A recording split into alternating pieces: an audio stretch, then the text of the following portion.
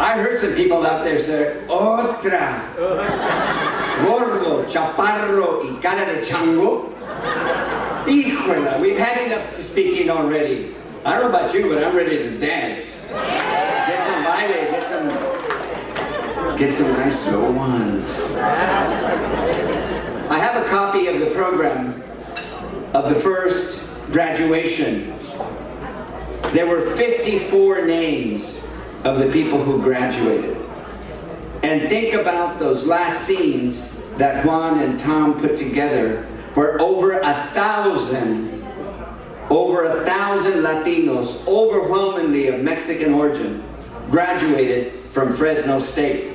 Yeah, it's time to celebrate. It would be easy for me to get nostalgic, remembering the times where Teresa Perez and a bunch of students surrounded, at that time, the only way you could register for a class at Fresno State was to go to the gym and see the course codes, and if they had an X through it, ooh, I have to look for another course. No one could register. We surrounded that gym until they restored the cuts to La Raza Studies. I remember the day that Lea Ibarra led a march in downtown Fresno for the Chicano moratorium. I remember the times Las Adelitas brought the cafeteria to its knees by serving food outside the cafeteria in support of the United Farm Workers, and the cafeteria caved in. Okay, we're going to get UFW goods in the cafeteria. It would be easy in that respect to talk about those great colleagues as the coordinator after Elizar and the others were fired because of their views and so on. But I want to emphasize the connection with the community. Not just the Latino community, the Chicano community, etc., but others as well. The connection with people like Les Kimber, the publisher of the Black newspaper here in Fresno, and a lot of people forget that. That big, beautiful guy at EOP, Ernie Shelton. The faculty that supported us in terms of La Raza Studies, like Izumi Taniguchi in the economics department, didn't have to come out in our support, or Warren Kessler and others at that time that most of us don't recognize and know about. But their votes and their support in the academic senate was crucial at that time, and many others that I could talk to you about. But I don't want to make a long speech here today. And you know, we have a lot to celebrate. Look around you, all of you, our achievements, our accomplishments. We stand on the shoulders of the people that went before us. The 7 or 8 Fresno State graduates, like Armando Rodriguez, Jerry Marquez, who was one of the founders of the Association of Mexican American Educators. They are still here, still supporting this event. But ladies and gentlemen, all those achievements, and the provost ran it down for us. I mean, we have a lot to be proud about. We have a lot to celebrate.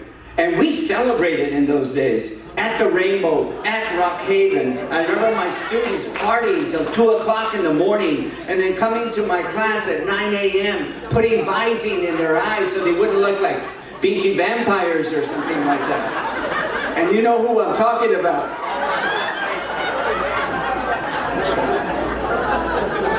We have a lot to celebrate.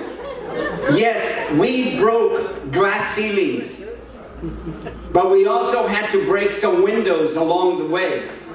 We had to break some doors along the way in order to get to that glass ceiling. And I wish that I could say that we've gotten there.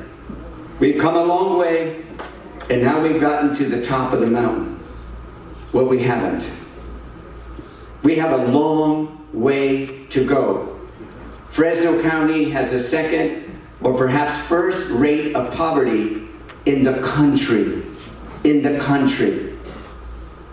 And a lot of those poor people are people like us. And some of you remember, perhaps many of us remember, and perhaps most of us remember, getting up 4:30 in the morning, hearing La Hora Ranchera on KXEX as we went to the grape fields to cut the grapes, etc., to turn the raisins, roll up the raisins, and all those other things that our grandparents, our parents, and some of us did, including myself. Some of us remember not speaking English very well and having to learn it. Push the paper. Push the paper. And it came out, push, push. The paper didn't move. So in that sense, we have a lot to celebrate. And after I finish, I hope we can start the music and celebrate. We broke those glass ceilings. But it's time, ladies and gentlemen, after tonight, after we have a good time, it is time to start breaking some border walls. That's what we have to go. That's what we have to do.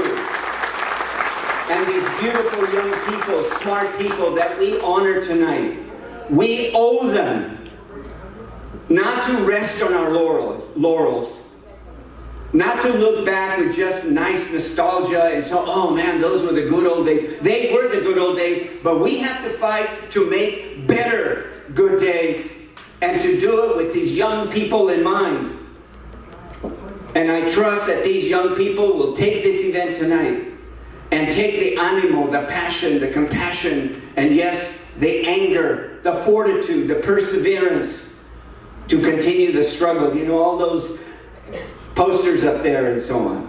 We owe it to the memory of people like Teresa Perez, to the memory of Chuy Luna, Julia Valderas, Manuel Peña. We owe them to continue that fight.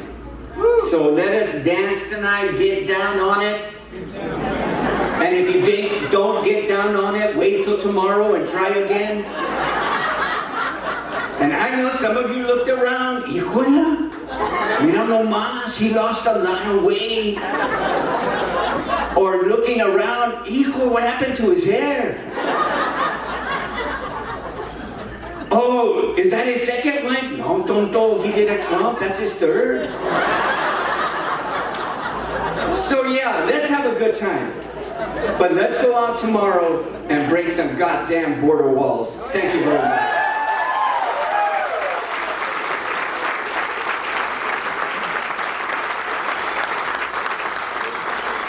Alex Zaragoza. That's why we love Alex Zaragoza. How about a clap? Let's clap.